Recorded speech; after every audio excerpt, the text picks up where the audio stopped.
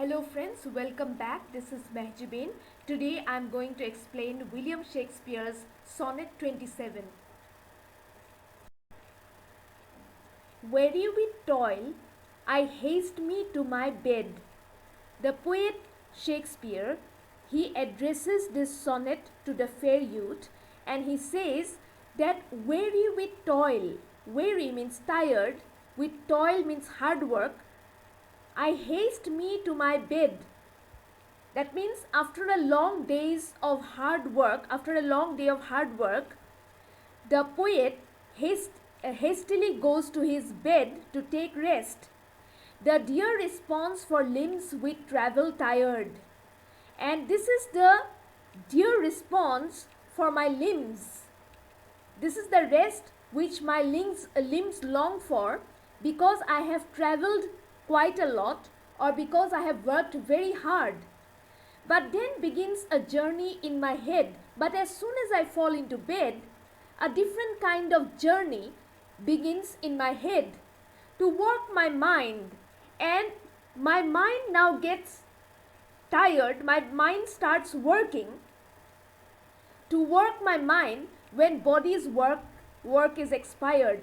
When the work of my body has come to an end, my mind starts working, my mind starts thinking, my mind starts pondering and reflecting on my dear friend who is not with me now, who is away from me.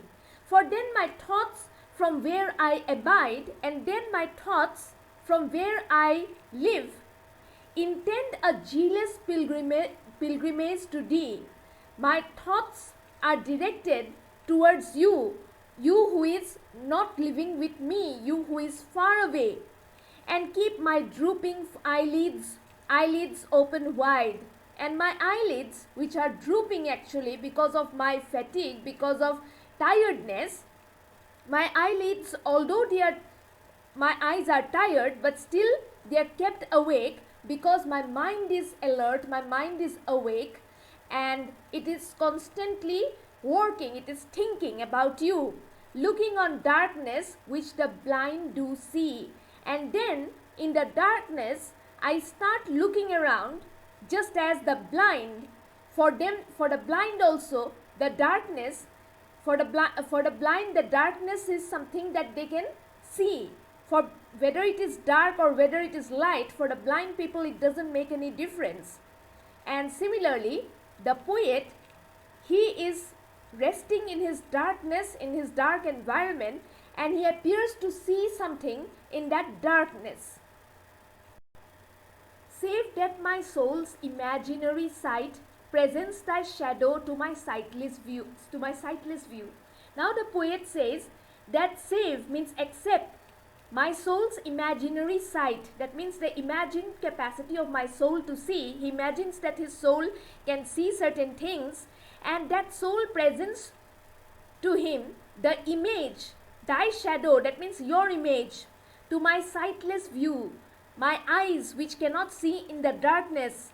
In the darkness, although my eyes cannot see anything, but still, because my soul is deeply in love with you, my soul can see you. And as a result, which like a jewel hung in ghastly night, and in this terrible night, it's a ghastly night. The night is being described as something frightening because nothing is visible at night, which like a jewel, but still the face of the friend is visible to the poet because his soul can see the face, and it makes black night beauteous, and as a result the dark night becomes beautiful. It appears to be something beautiful and her old face new, and it also looks as though the old face of the night has got a new garment. Night appears to be something very beautiful.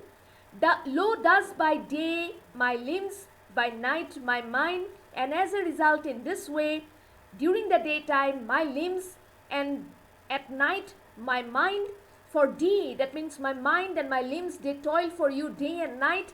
They are so engrossed with you day and night.